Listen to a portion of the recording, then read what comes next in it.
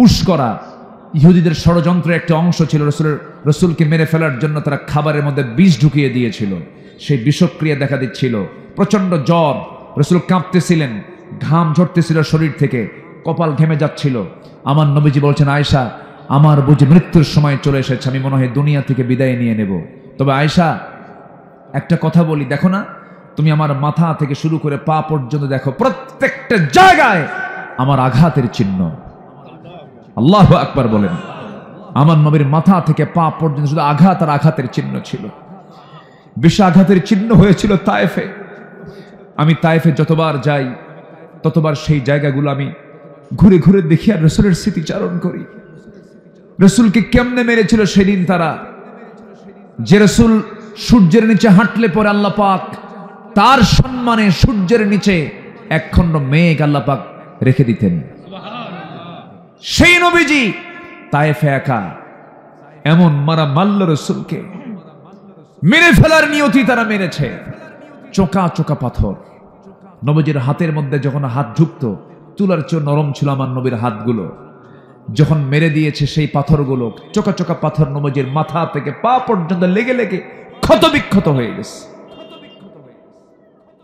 শরীরের ম্যাক্সিমাম রক্ত, মানুষের দেহে থেকে প্রায় 3 লিটার রক্ত, এর অর্ধেক রক্ত আমার নবীর মাথা থেকে গড়ে গড়ে পার তলা পর্যন্ত জুতার তলার সাথে জমাট বেঁধে গেছে। জুব্বাগুলো রক্তে লাল হয়ে গেছে। নবীজি মাথা চক্কর মেরে পড়ে গেছেন, সেন্সলেস হয়ে গেছেন। মালাকুল জিবাল এসে বলতেছে, ইয়া রাসূলুল্লাহ, শুধু আপনি অর্ডার করবেন, 2 দিকের পাহাড় দিয়ে চাপা দিয়ে আপনাকে বাঁচানোর জন্য এই তায়েফবাসীকে শেষ করে দেব। রাসূল বললেন, না, লা বাল আরজু, আমি আশা করি এই লোকগুলো যারা আমাকে মেরেছে তারা হয়তো ইসলাম কবুল না করলেও তার সন্তানরা ইসলাম কবুল করবে, আমি এদেরকে মাফ করে দিলাম। রাসূল তাদেরকে মাফ করে দিলেন। আমার নবীজির মাথা থেকে পা পর্যন্ত ক্ষত বিক্ষত চিহ্ন ছিল। বললেন, আয়েশা, এই যে আমার গোটা শরীরে তুমি ক্ষত বিক্ষত হওয়ার চিহ্নগুলো দেখতেছো, তায়েফে আমি মার খেয়েছি, উহুদে আমাকে মেরে দেখো সামনের 2টা দাঁত নাই, খন্দকের পরীক্ষা খনন করতে গিয়ে আমি খাবার পাই নাই, আমার সাহাবীরাও খাবার পায় নাই। সাহাবীগুলোকে নিয়ে যখন পরীক্ষা খনন করছিলাম, আয়েশা দেখো কোদাল মারতে মারতে 4টা দিন না খাওয়া, আমার আজকে এই যে কোমরটা বাঁকা হয়েছে, আজ পর্যন্ত কোমর সোজা করতে পারি নাই। আমার ভাইয়েরা, দিন কায়েমের সংগ্রাম করতে গিয়ে যদি গোটা শরীরে আঘাতের চিহ্ন নিতে হয়, দাঁত ভাঙতে হয়, দেশ ছাড়তে হয়, হামলা মামলা খেতে হয়, কোমর কুজা করে ফেলতে হয়, কোমরটা হারাতে হয়, বিশ্বনবীর মতো জায়গা থেকে যদি এমনটা কষ্ট করতে হয়, সেই জমিনে দিন কায়েমের জন্য আমাদেরও প্রচেষ্টার দরকার আছে না নাই? শুধু মিষ্টি খাওয়া সুন্নাত, দুপুর পরে ঘুমানো সুন্নাত, মাথায় টুপি দেওয়া সুন্নাত, আতর লাগানো সুন্নাত, সুরমা লাগানো সুন্নাত, এই সুন্নাতকে আপনি এক পাল্লায় দিয়ে দেন, আর নবীর দাঁত ভাঙা সুন্নতকে এক পাল্লায় দিয়ে দেন, দাঁত ভাঙা সুন্নতের ওজনটাই বেশি ভারী হয়ে যাবে। সামনের দিনে আমাদের একটাই লক্ষ্য হলো, কোনো কথা মানবো না, কোন আইন মানবো না, কোনো বিধান মানবো না, কোনো ব্যক্তি মানবো না, একটাই কথা হবে, এই জমিন যার হুকুম চলতে হবে তা, ঠিক কিনা? এটাই হচ্ছে 1 নম্বর ওয়াদা। যারা বিবেকবান তারা আল্লাহর সঙ্গে কৃত অঙ্গীকার তারা পূরণ করবে। আরো আছে 9টা। তাফসীর মাহফিল তো একটু কোরআন থেকেই কথা বলা দরকার, ঠিক কিনা বলেন? এই জন্য আমি আয়াতকে মিস করছি না, আমি আয়াতকে লেগেই সামনের দিকে এগুচ্ছি। আরো 8টা পয়েন্ট আছে। এদিকে আজান হয়েছে, কোনো টেনশন নাই। আমরা নির্দিষ্ট সময়ের চাইতে একটু পরেই আমরা একসঙ্গে এখানে জামাতে নামাজ পড়বো। জোরে বলি ইনশাআল্লাহ, জোরে বলি ইনশাআল্লাহ। সম্মানিত ভাইয়েরা, কষ্ট পাচ্ছেন নাকি আপনারা? কোনো অসুবিধা নাই তো? জোরে বলি ইনশাআল্লাহ। সম্মানিত ভাইয়েরা, তাহলে নাম্বার 1 হচ্ছে কি, যারা আল্লাযীনা ইউফুনা বিআহদিল্লাহ, যারা আল্লাহর সঙ্গে কৃত অঙ্গীকার যারা পূরণ করবে। ওই যে বলে এসেছিলাম, তুমি আমার রব, তুমি আমার আইনদাতা। দুনিয়াতে যারা এই রুবুবিয়্যাতকে প্রতিষ্ঠার জন্য, আল্লাহর আইনকে জমিনে প্রতিষ্ঠার জন্য যারা সংগ্রাম করবে, আন্দোলন করবে, তাদের ওয়াদা পূরণ হচ্ছে, এরাই হচ্ছে বিবেকবান। জোরে বলি আল্লাহু আকবার। এই যে দু একজন করে ওঠে কেন চাচা? Any problem? বসে না নামাজে নামাজে চাচা নামাজে যাচ্ছেন, নামাজ পড়বেন? ও চাপ চাপ না, ঠিক আছে, অনেক বয়স হয়ে গেছে। জি, যারা মাজুর তারা ঠিক আছে, কিন্তু দাড়ি কাছা গেলে কিন্তু খবর আছে। বসেন, কেউ যাবেন না, কারণ মাহফিলের সৌন্দর্য রক্ষার দায়িত্ব কি বক্তার একার না সবার? আশপাশে যারা আছেন সবাই পাহারা দিবেন, মাহফিল যেন দোয়া পর্যন্ত ঠিক মতো আমরা যেন সুন্দর করে সম্পন্ন করতে পারি। জোরে বলি আমিন। এদিকে জনসভা না ইবাদতের জায়গা? বলেন বলেন বলেন বলেন, কিসের জায়গা? ইবাদতের জায়গা। এটা মনে করে আমরা বসবো। অগণিত সওয়াব, অগণিত সওয়াব, যে সওয়াবের কোনো গণনা হবে না, অগণিত সওয়াব আল্লাহ পাক ফেরেশতার মাধ্যমে লিখতেছেন। বলি আলহামদুলিল্লাহ। এক নাম্বার চলে গেল। নাম্বার 1, যারা ওয়াদা ভঙ্গ করে না। যারা কি ভঙ্গ করে না বলেন? রাসূল এক জায়গায় বলেছেন, লা ঈমানা লিমান লা আহদা লাহ। তার ঈমানই নাই যার ওয়াদা নাই। যার ওয়াদা ঠিক নাই তার কি নাই? ঈমান নাই। এটা কি মোল্লার কথা না আমার নবীর কথা? মুহাম্মদ সাল্লাল্লাহু আলাইহি ওয়াসাল্লাম। তাহলে এখন বলেন, এই ওয়াদা পৃথিবীর এই জীবনে, মানব জীবনে চলতে গিয়ে সব জায়গায় এরকম ওয়াদা আছে না নাই বলেন তো?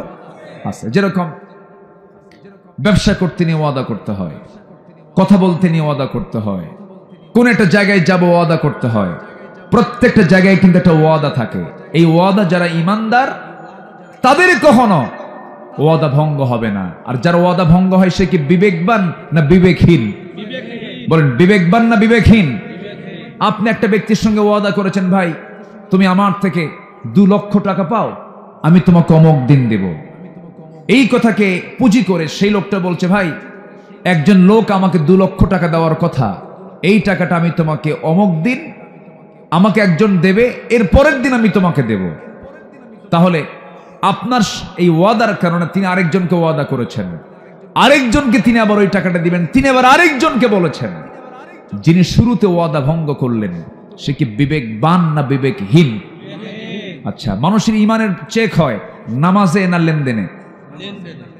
ভালো করে বলবেন, ভালো করে বলবেন। মানুষের ঈমানের চেক হয় নামাজে না লেনদেনে? ও, নামাজের দরকার নেই, বলতে হবে নামাজেও লেনদেনেও।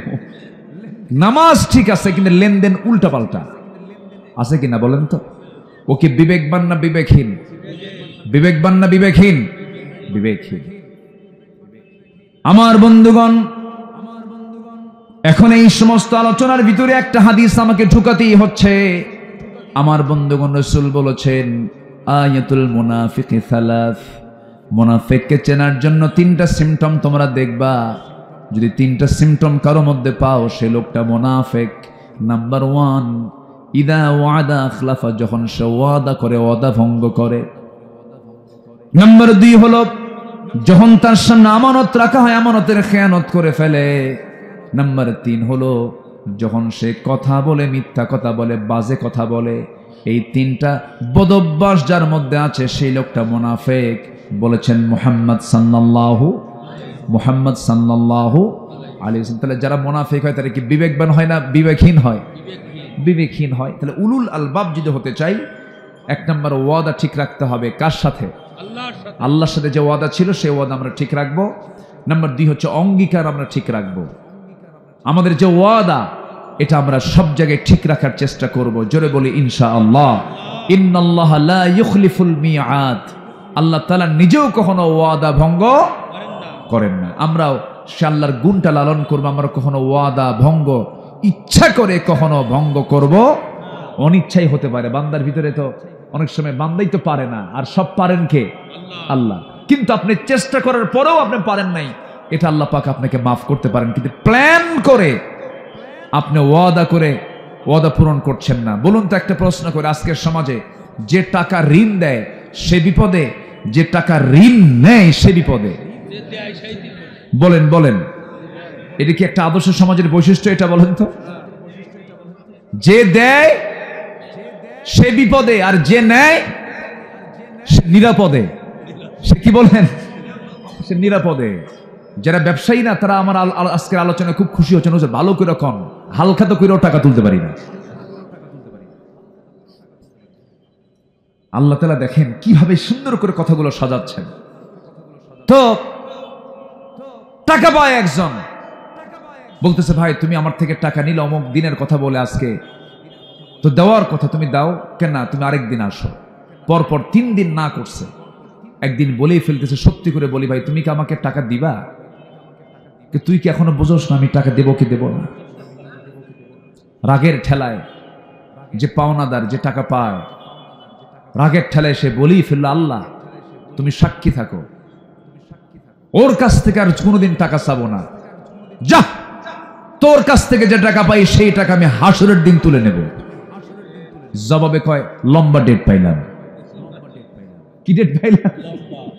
লম্বা ডেট। তাহলে বলেন এদের কি ঈমান আছে? আজ থেকে এদের কি ঈমান আছে? আজকে সমাজটা কোথায় চলে গেছে দেখেন।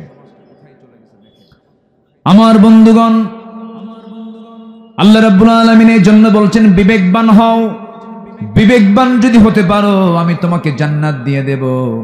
আপনি একজনকে ঠকাচ্ছেন, কিন্তু আপনি তো ঠকাচ্ছেন না, আপনি নিজেই ঠকে যাচ্ছেন, আপনি নিজেই হেরে যাচ্ছেন। আমার ভাইরা, কোন অফিসার যদি সরল হয় মানুষ তাকে বোকা বলে, কিন্তু যে লোকটা ঘুষ খায় সেই লোকটাকে চালাক বলে।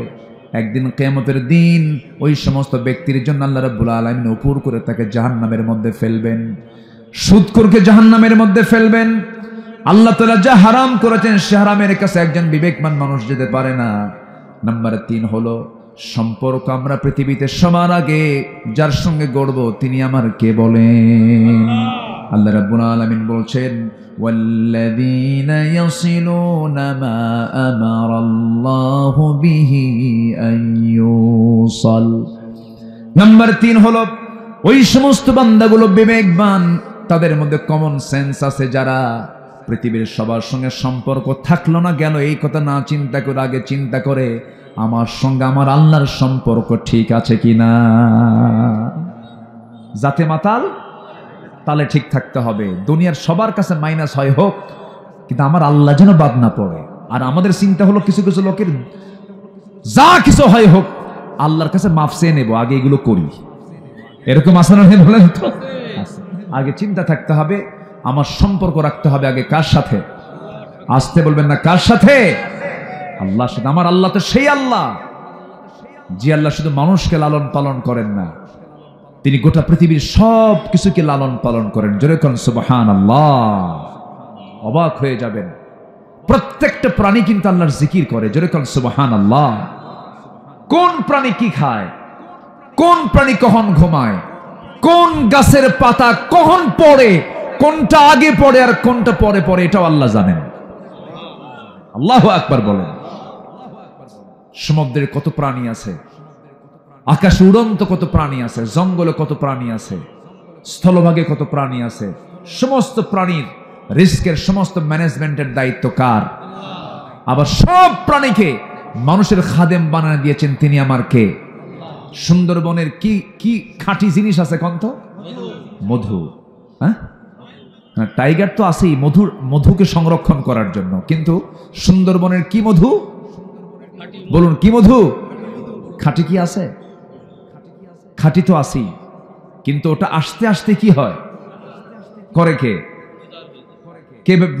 কে ভেজাল বানায়? মানুষ। কেমনে ভেজাল বানায়? ভেজাল মানুষ ভেজাল বানায় না। কি ঠিক আছে? যে মানুষ না, যে ভেজাল সেই করে ভেজাল, মানুষ কখনো ভেজাল হতে পারে না। জানেন এই মধুটা আমি গত 2 দিন আগে আমার মাহফিল ছিল চট্টগ্রামে, প্যারেড ময়দান। যে প্যারেড ময়দানে আল্লামা সাইদ রাহিমাহুল্লাহ একটানা 1977 সাল থেকে 2006 সাল পর্যন্ত একটানা 32 বছর তিনি মাহফিল করেছেন। 18 বছর ওই মাহফিল বন্ধ ছিল, করতে দেয়নি, হতেই দেয়নি। এবার এই মাহফিল আমাকে দিয়ে প্রথম উদ্বোধন হয়েছে। দোয়া করবেন।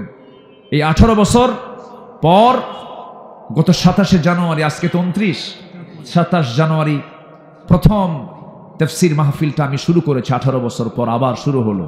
দোয়া করেন এই তাফসীর মাহফিলের ধারা যেন কিয়ামত পর্যন্ত থাকে। জোরে বলি আল্লাহুম্মা আমিন। সেই মাহফিল আমি এই বিষয়টা তুলে এনেছি। একটা সূরার নাম আল্লাহ পাক দিয়েছেন প্রাণীর নামে, যেটা সুন্দরবনে থাকে সবচেয়ে বেশি। সেটা হলো ওই মৌচাকের যে ম্যানেজমেন্টের দায়িত্ব, যে প্রাণীর নাম কি? মৌমাছি। এর আরবি হলো নাহাল। এর আরবি কি? নাহাল। নাহাল মানে হলো মৌমাছি। এই মৌমাছি আল্লাহ তাআলার নিয়োজিত, তার যে ফার্মেসি আছে, তার যে ওষুধ কোম্পানি আছে, সেই ওষুধ কোম্পানির চিফ দায়িত্ব পালন করে হলো এই মৌমাছি ডিপার্টমেন্ট। আল্লাহু আকবার বলেন। কিয়ামত পর্যন্ত যত রোগ এসেছে, যত রোগ আসবে, যত রোগ হবে, সমস্ত রোগের ঔষধ সুন্দরবনে। এত আস্তে সুবহানাল্লাহ বললেন আপনারা? হ্যাঁ,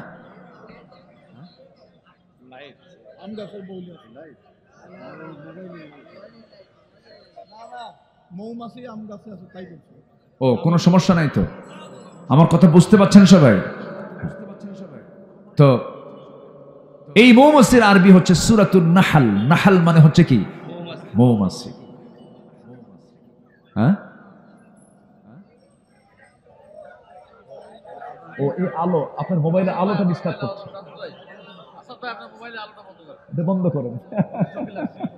চোখে লাগে। হ্যাঁ ঠিক আছে, আমার দিকে তাকান। এখন এত সুন্দর মানুষ আপনারা, বলি আলহামদুলিল্লাহ। কি সুন্দর করে কোরআন তো কোরআনের আকর্ষণে যেখানে চুম্বক থাকে, আশেপাশের লোহা কি করে? সব চলে আসে চুম্বকের কাছে। কোরআন আছে যেখানে, ইমানদার আছে সেখানে। কি সুন্দর করে সব এসেছেন। আল্লাহর কসম, এটা কোনো ব্যক্তি আব্দুল্লাহ আল আমিনের আকর্ষণ নয়, কোরআনের আকর্ষণ। আল্লাহু আকবার বলেন। তো এই মৌমাছি আল্লাহ পাকের নিয়োজিত বাহিনী। এটা বলেন তো, এখানে যদি 100টা মৌমাছি যদি ছেড়ে দেওয়া হয়, থাকতে পারবেন? বলেন তো। আচ্ছা, মৌমাছি শক্তিশালী না আমি আপনি শক্তিশালী? আমরা। আচ্ছা, মৌমাছি বাদ দেন, রাতের বেলা যে ঘুমান, মশারি টাঙ্গায় ঘুমান। আচ্ছা, মশা শক্তিশালী না মানুষ শক্তিশালী? হ্যাঁ, ঠিকই আছে একদিকে, কারণ মশা টাঙ্গায় না মানুষ টাঙ্গায়? মশারি টাঙ্গায় কে, মশা না মানুষ? কার ভয়ে? কি কথা কি বুঝতেছেন? আল্লাহ পাক একটা উদাহরণ দিয়েছেন। মশারও নাম আছে কোরআনে। কোরআনের মধ্যে মৌমাছির নাম আছে, আবার মশার নামও আছে। সূরাতুল বাকারার 26 নম্বর আয়াতে আল্লাহ পাক মশার কিছু কথা বলেছেন। তা আবু জেহেলরা বলল, তোমার আল্লাহর কাম নাই কাজ নেই, কোরআনের ভিতরে আবার মশার নাম নিয়ে আসা দরকার ছিল? কিন্তু মশার নাম যে আনছেন কেন, কি যে হিকমত আছে এর মধ্যে? নমরুদ তো আছে, আরো কিছু আছে, আমার দেশের ফেরাউনও আছে এর মধ্যে। দেখেন একটু বলি, মশা যখন মানুষকে কামড়ায়, আপনার শরীরে কিন্তু এমনি এমনি এসে পড়ে না, আপনি ধরে ফেলবেন। আপনার চোখকে ফাঁকি দেবার জন্য আগে মশা জায়গা মতো যে চামড়ায় বসে, সেই চামড়ায় বসেই সে আগে এনেস্থেসিয়া করে। যারা ডাক্তার আছেন, এনেস্থেসিয়া হচ্ছে অজ্ঞান করে। ওই জায়গাটুকু চামড়াটাকে অবশ করে, অবশ কইরা এরপরে হোল ফুটায় এবং বুঝায় সলিমুদ্দি তোর 14 গোষ্ঠী টের পাবে না। ঢুকালাম, ঢুকায় এসে রক্ত নেয়। রক্ত নীতি নীতি সে যদি পরিমাণ মতো রক্ত নেয়, বংশ বিস্তারের জন্য স্ত্রী মশা এটা খায়। এই রক্ত ছাড়া মশার প্রজনন হবে না, মশার বংশ বৃদ্ধি হবে না। তো পরিমাণ মতো নিয়ে চলে গেল, ও বাঁচলো, আমরাও টের পেলাম না। কিন্তু কিছু মশা আছে বেহুশ। কি মশা? বেহুশ। এমন খাওয়া খায়, এমন পেট ভারী হয়ে যায়, 2 পাখা দিয়ে আর সে তার দেহকে উড়াতে পারে না। মূর্তি সে হাতের চাপাই পড়ুক, আর যে চাপাই পড়ুক পুরা শেষ হয়ে যায়, আর নড়তে পারে না। এই 16 বছর যারা ক্ষমতায় ছিল, এরা খাইছে কম না খাইছে বেশি? কিসের মতো? বেহুশ মশার মতো। কি মশার মতো? বেহুশ মশার মতো। মনে করে নাই যে ধরার জন্য একজন পেছনে আছেন আল্লাহ তাআলা। খাইছে বেশি, মরছে তাড়াতাড়ি, ঠিক কিনা? এখনো যারা খেতে চান একটু কম খান। কি এখনো যারা খেতে চাচ্ছেন, চাঁদাবাজি করতেছেন, একটু কম খান, একটু হুঁশ নিয়ে আসেন, বেশি খায়েন না। বেহুশ খাইলে কিন্তু জনগণ শুধু ইন্ডিয়া না, একদম দিল্লি পার করে আরেক দেশে পার করে দেবে, ঠিক কিনা? এগুলো মাথায় রাখতে হবে। আমাদেরকে কথাগুলো বলতে দেন। আমরা কোন দলীয় এজেন্ডা পূরণ করার জন্য এখানে আসি না। আলেম হিসাবে কোরআনকে সামনে নিয়ে আমাদের কথা বলার অধিকার আছে না নাই? কথা বলতে হবে। নাম্বার 2, শীতের রাতে মশা কম থাকে, কিন্তু আপনি দেখলেন আপনার bedroom, drawing room, dining room, kitchen room কোথাও মশা নাই। শুয়ে পড়ছেন রাত্রেবেলা, লাইট বন্ধ করা মাত্রই 5 মিনিট পরই কিছু মশা আপনার কানের কাছে এসে সারেগামা পাধানিসা শুরু হয়ে গেছে, ঠিক আছে?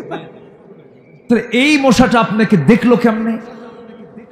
কেমনে সে টের পেল যে আপনি এখানে শুয়ে আছেন? সায়েন্স বলতেছে 75 ফুট দূর থেকে টের পায় একটা মশা এখানে কোন সরির মধ্যে শুয়ে আছে। সুবহানাল্লাহ বলবেন না? ক্ষমতা কে দিয়েছেন? কে দিয়েছেন বলেন? মশাকে দুর্বল চোখে দেখার কোনো সুযোগই নাই।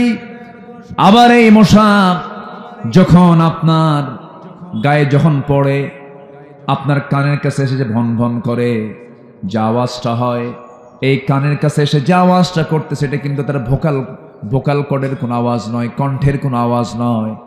মাসে যে 2 পাখা নিয়ে ওড়ে, সেই পাখার আওয়াজ আপনার ঘুমটা নষ্ট হয়ে যায়। এই পাখা যে তার দেহে প্রত্যেকটা সেকেন্ডে নড়ে, প্রত্যেক সেকেন্ডে প্রত্যেকটা মশা তার পাখা নড়ায়। সায়েন্স বলতেছে একবার নয়, 2 বার নয়, প্রতি সেকেন্ডে 500 থেকে 600 বার পর্যন্ত মশা তার পাখা ঝাপটান মারে। জোরে কোন সুবহানাল্লাহ। প্রতি সেকেন্ডে কয়বার? 500 থেকে 600 বার। আজ পর্যন্ত কোনো মেশিন, এত দ্রুতগামী মেশিন তৈরি হয়নি। সুবহানাল্লাহ বলবেন না? তাহলে ইন্নাল্লাহা লা ইস্তাহি আন ইয়াদরিবা মাসালাম মা বাউদাতান, এবং বাউদাতান হচ্ছে ইস্তি মশা। মশা যে কামড়ায়, পুরুষ মশা কামড়ায়, ইস্তি মশা কামড়ায়। আল্লাহ পাক 1500 বছর আগে ইস্তি মশার কথাই বললেন। আল্লাহু আকবার বলেন। আচ্ছা গেল, এখন মৌমাছির দিকে আসেন। মৌমাছির কথা বলছিলাম। এই মৌমাছি, তার ডিপার্টমেন্ট হলো মৌচাক। আল্লাহ পাক এই মৌমাছির মধ্যে আবার ক্লাস আছে, পুরুষ আছে, মহিলা আছে, কর্মী আছে, আবার অ্যাডমিনিস্ট্রেশন চালায়, প্রশাসন চালায়, এমন কিছু ডিপার্টমেন্টের কিছু মৌমাছি আছে। আল্লাহ পাক সবাইকে দায়িত্ব দেননি। এই দায়িত্ব দিয়েছেন হলো ফিমেল বি, যেটা স্ত্রী মৌমাছি, যেটা আল্লাহ পাক তাকে ইঙ্গিত দিচ্ছেন। আল্লাহ রাব্বুল আলামিন বলেন, ওয়াআওহা রাব্বুকা ইলান নাহলি আন ইত্তাখিযী মিনাল জিবালি বুয়ুতা ওয়া মিনাশ শাজারি ওয়া মিম্মা ইয়ারিশুন। জোরে বলুন আল্লাহু আকবার। আল্লাহ রাব্বুল আলামিন স্ত্রী মৌমাছিকে বলছেন, স্ত্রী মৌমাছি সুন্দর করে বাসা প্রস্তুত করো, গাছের ডালে, পাহাড়ের নিচে তোমরা সুন্দর করে বাসা বানাও, সুন্দর করে বাসা প্রস্তুত করো, সুন্দর করে বাসা তৈরি করে সেখানে মৌচাকে তোমরা মধুগুলা হরণ করো। আমার বন্ধুগণ, এই মৌমাছি যখন কোন মৌচাকে মধুগুলো নিয়ে আসে, আল্লাহ রাব্বুল আলামিন সেই পথ তৈরি করে দিয়েছেন। সুম্মা কুলি মিন কুল্লি সামারাতি ফাসলুকি সুবুলা রাব্বিকা যুলুলা। জোরে বলুন আল্লাহু আকবার। নাম্বার 3 হলো, আমরা সবাই জানি মৌমাছি মনে হয় তার মধু মুখে বহন করে মৌচাকে ঢেলে দেয় না। এই মৌমাছির পেট থেকে মধু বের হয়। মৌমাছির কি থেকে মধু বের হয়? পেট থেকে মধু বের হয়। নিখুঁত গবেষণার মাধ্যম দিয়ে প্রমাণ করেছে আজকে বিজ্ঞান, মধু বের হয় মৌমাছির পেট থেকে। অর্থাৎ প্রত্যেকটা মৌমাছি আগে মধুগুলোকে খেয়ে নেয়, এরপরে পেটে ঢোকে, পেট থেকে সে বের করে ফেলে। এটা বিজ্ঞান বলছে তাহলে, অথচ 1500 বছর আগে মহান রব্বুল আলামিন বলছেন, ইয়াখরুজু মিন বুতুনিহা শারাবুন মুখতালিফুন আলওয়ানুহু ফীহি শিফাউন লিন্নাস ইন্না ফী যালিকা লাআয়াতান লিকাওমিন ইয়াতাফাক্কারুন। তিনি সেই মহান রব, যিনি ওই মৌমাছির পেট থেকে এমন পানীয় বের করেন যার রং ভিন্ন ভিন্ন, যাতে রয়েছে মানুষের জন্য সমস্ত রোগের ঔষধ। মরা রোগ ছাড়া, মরে যাওয়া রোগ ছাড়া এমন কোনো রোগ নাই যে রোগের ঔষধ ওই মৌচাকের মধুর মধ্যে নাই। এই দৃশ্যগুলো, এই দৃষ্টান্তগুলো দিয়েছেন তিনি আমার কে? জোরে বলুন, তিনি আমার কে? আমরা 1 কেজি মধু কত দিয়ে কিনি বলেন?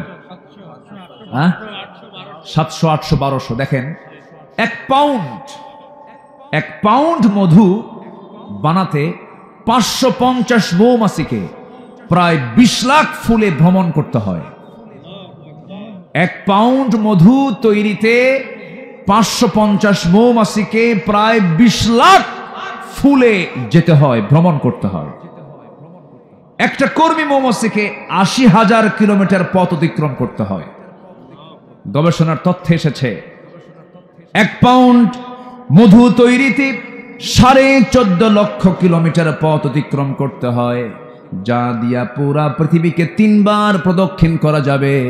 এত বড় মেহনতের মধ্য দিয়ে মাত্র 1 পাউন্ড মধু আল্লাহ পাক মৌমাছিকে দিয়ে তৈরি করে নেন। জোরে বলেন সুবহানাল্লাহ। আর সেই মৌমাছির মধু যদি কেউ ভেজাল করে, ওর তো ফাঁসি হওয়া দরকার। আস্তে কোন কেন, ঠিক কিনা? আজকে যদি আমরা আল্লাহর হুকুম মেনে চলতাম, কোনো অসুখই হতো না। আমরা হুকুম মানে না তো, আমরা সেইভাবে চলি না তো, আমরা উল্টা পাল্টা করি, সব ভেজাল বানায় ফেলি। আল্লাহ তুমি সবাইকে বোঝার তৌফিক দিয়ে দাও। এই মৌমাছি এখানকার স্বাভাবিক তাপমাত্রা থাকতে হবে হলো 35 ডিগ্রি সেলসিয়াস। এখন আমাদের এখানে এখানে কত তাপমাত্রা আছে বলেন তো, দেখি মোবাইল দেখে বলেন তো একজন, কত আছে তাপমাত্রা এখন? ধরেন 17, 18, 19, 20, 26। এখন 26 ডিগ্রি সেলসিয়াস এখানে তাপমাত্রা। প্রত্যেকটা মৌমাছির মৌচাকে সাধারণ তাপমাত্রা থাকতে হয় হলো 35 ডিগ্রি সেলসিয়াস। এখন যদি 30 ডিগ্রিতে আসে, 30 ডিগ্রিতে আসলে সে কি করে জানেন? তার যে ডানাগুলো আছে, পাখাগুলো ঝাঁপিয়ে এর তাপমাত্রা একসঙ্গে, সবগুলো একসঙ্গে কি করে, খালি পাখা ঝাপড়ায়, তখন তাপমাত্রা বেড়ে যায়। যেরকম সুবহানাল্লাহ।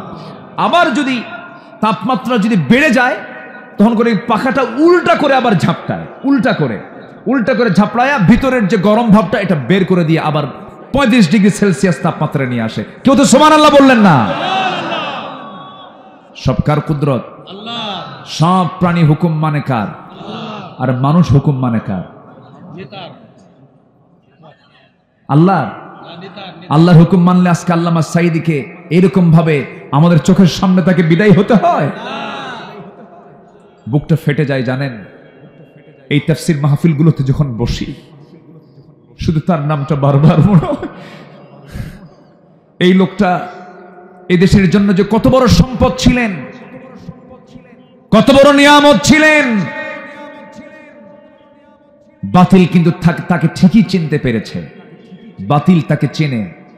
তাদের সুযোগ সুবিধা মতো একটা সুস্থ মানুষকে হসপিটাল থেকে, কি বলে, কারাগার থেকে বের করে চিকিৎসার নাম করে, সুস্থ মানুষকে কারাগার থেকে বের করে কি বলে হসপিটালে ভর্তি করায়া চিকিৎসার নামে মেডিকেল বোর্ড গঠন করে, ইনজেকশন পুশ করে, বিষ প্রয়োগ করে তাকে দিল্লির প্রেসক্রিপশনে হত্যা করা হয়েছে। আমরা তাফসীর মাহফিলের এমন প্ল্যাটফর্ম থেকে আগাম জানাই দিতে চাই, আল্লামা সাঈদীকে ভালোবাসে না এমন লোক বাংলার জমিনে নাই। এমন জনপ্রিয় কোরআনের পাখির সঙ্গে যারা এত বড় দুশ্মনী করেছে, তার হত্যার সঙ্গে যারাই জড়িত, তাদেরকে ধরে অবিলম্বে ফাঁসির মঞ্চে ঝুলিয়ে মারা হোক।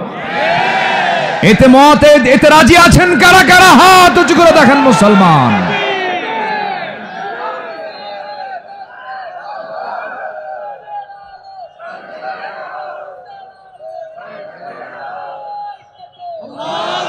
আলেম ওলামা যেখানে,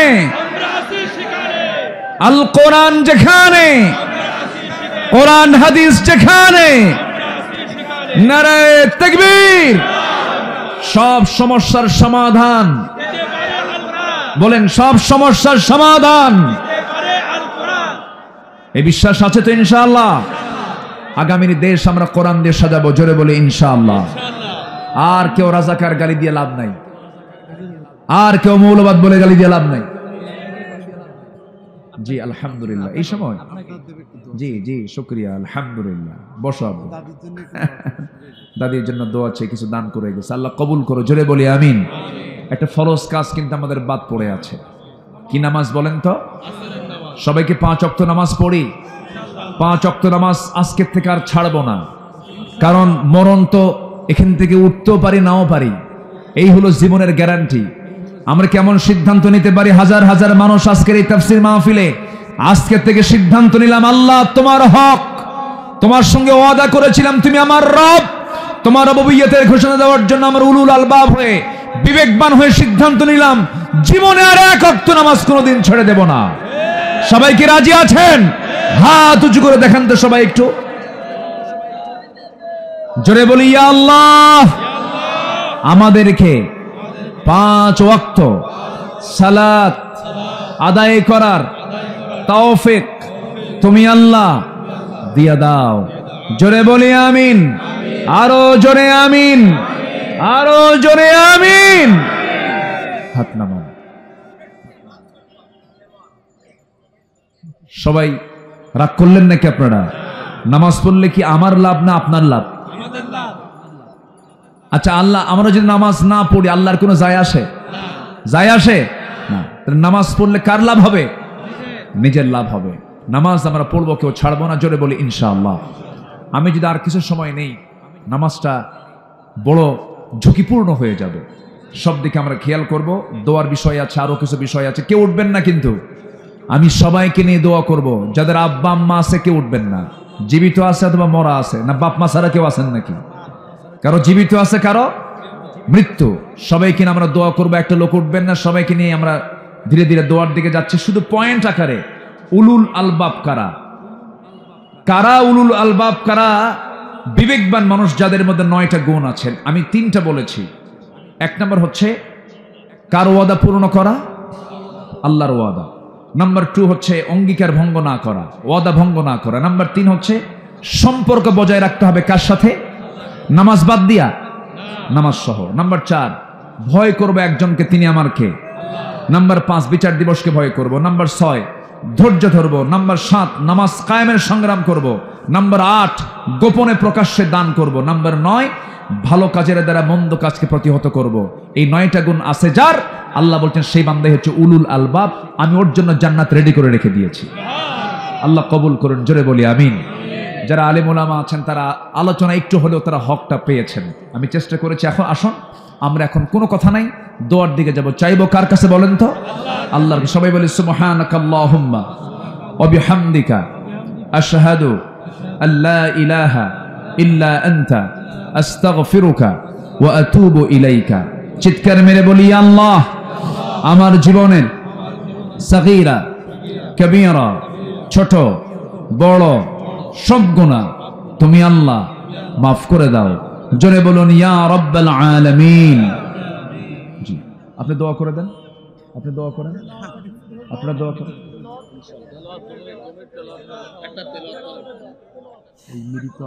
ও হ্যাঁ, জি, একজন এখানে নাইম কোথায়? নাইম, যে নাইমের বন্ধু ছিল, প্রথম উদ্যোক্তা ছিল মৃত আরিফ, ইয়াং, তারুণ্যের অহংকার, সেই ছেলেটা আজকে দুনিয়াতে নাই। আল্লাহ তুমি তার কবরটাকে জান্নাতের টুকরা বানায় দাও। জোরে বলি আল্লাহুম্মা আমিন। জি, এই মাহফিল প্রত্যেক বছর হোক, সবাই চান তো ইনশাআল্লাহ? জি। ধৈর্য ধারণ করার শক্তি দাও গো মেহেরবান, আমায় দাও গো মেহেরবান। এটা ধৈর্য ধরেন। ধৈর্য ধারণ করার শক্তি দাও গো মেহেরবান, আমায় দাও গো মেহেরবান। বুকের ভেতর ব্যথার নদী বইছে অবিরাম, বইছে বইছে অবিরাম। ধৈর্য ধারণ করার শক্তি দাও গো মেহেরবান, আমায় দাও গো মেহেরবান। আধার আমার আলো দিয়ে কানাই কানাই দাও ভরিয়ে, আধার আমার আলো দিয়ে কানাই কানাই দাও ভরিয়ে, অন্তর জোড়ে দাও গো প্রভু ভোরের পাখির গান।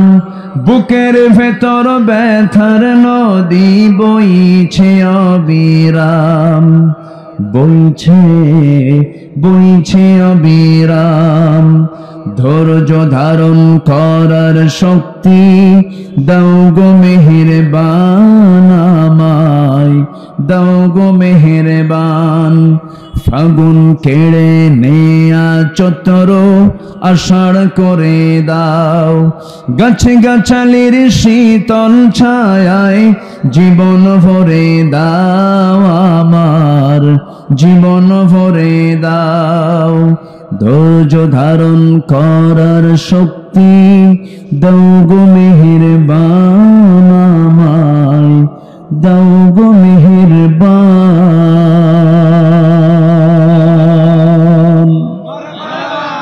জি, এখন দোয়া। জি, আল্লাহুম্মা আমিন। ربنا ظلمنا أنفسنا وإن لم تغفر لنا وترحمنا لنكونن من الخاسرين। মিষ্টি বিকেল গধূলি বেলা হাজারো মুসলমান নরনারী নিয়ে তোমার কালামের দু তিনটা আয়াত রেখে সামনে রেখে উলুল আলবাব কারা, প্রকৃত বিবেকবান লোকগুলো কারা তোমার দৃষ্টিতে, সেই বিষয়গুলো নিয়ে কথা বলেছি। তোমার অপরূপ সৃষ্টি নিয়ে কিছু আলোচনা করেছি।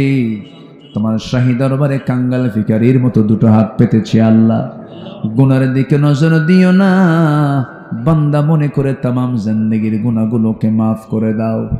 জনম দুঃখিনী মা যার দুনিয়া থেকে বিদায় নিয়েছেন, জিন্দেগির গুনাহগুলো মাফ করে দাও, কবরগুলোকে জান্নাতের টুকরা বানায়া দাও।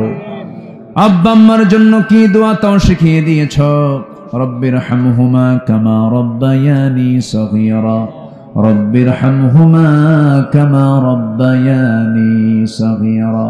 ও আল্লাহ, বিশেষ করে মাহফিলটার আয়োজন করলেন যারা, শোনার জন্য কষ্ট করে আসলেন যারা, বিনিময়ে কিয়ামতের কঠিন ময়দান যেদিন কেউ কাউকে চিনবে না, এমনকি মা সন্তানকে পর্যন্ত স্বীকার করে বসবে, যেদিন মানুষ কাঁদতে কাঁদতে চোখের পানিগুলো ফুরে যাবে, চোখ থেকে রক্ত বের হওয়া শুরু হয়ে যাবে, সেই কঠিন মুসিবতের দিন এ মাহফিল সবার জন্য নাজাতের মাধ্যম তুমি আল্লাহ বানাইয়া দিও। আল্লাহ তাআলা আমার ডানে বামে সামনে পেছনে যত ভাই হাত তুলেছেন সবার হাতগুলোকে তুমি আল্লাহ চালায়া নাও। গোটা পৃথিবীর মুসলমানদেরকে একটা প্ল্যাটফর্মে আসার তৌফিক দিয়া দাও। বাংলার জমিনকে তুমি আল্লাহ কোরআনের জন্য কবুল করে নাও। বাইতুল আকসা তুমি আল্লাহ মুসলমানদের হাতে তুলে দাও। মুসলমানদের কাশ্মীরে তুমি আল্লাহ মুসলমানদের হাতে তুলে দাও। আল্লাহ তাআলা দুনিয়া থেকে কোন দিন বিদায় নেব জানি না, ডান হাতে আমলনামা না আসা পর্যন্ত মরণ দিও না। এই মাহফিলটার পেছনে সবচেয়ে বড় মেহনত ছিল যার, সেই ছেলেটা আজকে দুনিয়া থেকে বিদায় নিয়েছে। আরিফ, ভাগ্যবান যুবকের নাম তুমি তার কবরটাকে জান্নাতের টুকরা বানায়া দাও। নাইমকে তুমি আল্লাহ কবুল আর মঞ্জুর করে নাও। সবার নাম তো আমার জানা নাই, যার যা চাওয়া তুমি আল্লাহ পাওয়া করে দিও। দুনিয়া থেকে কোন দিন বিদায় নেব জানি না, মরতে যখন হবে তুমি আল্লাহ শহীদি মওত কপালে দিয়ে দিও। কোন দিন মরবো রে তুমি আল্লাহ ভালো করে জানো, তবে যেদিন মরবো আমাকে টেনে হেঁচড়ে সব কবরের দিকে নিয়ে চলে যাবে। কবরে শোয়া দেবে রে, বাঁশ চাপা দেবে, মাটি চাপা দেবে। আমার মাথার চুলের মেয়াদ 24 ঘন্টা, চুলগুলো খসে খসে পড়বে, চামড়াগুলো গলে গলে পোকার পেটের খাবার হবে। পেটের নারী বেরিয়ে সব চোখ মুখ কান নাক দিয়ে বের হওয়া শুরু হয়ে যাবে রে। কিম্বুত কিমাকার চেহারা হয়ে যাবে, চেহারা চেনা যাবে না। ও আল্লাহ, এই তো দুনিয়ার নিয়ম রে আল্লাহ। বুঝতে পেরেছি তুমি ছাড়া কোনো বন্ধু আমাদের নাই।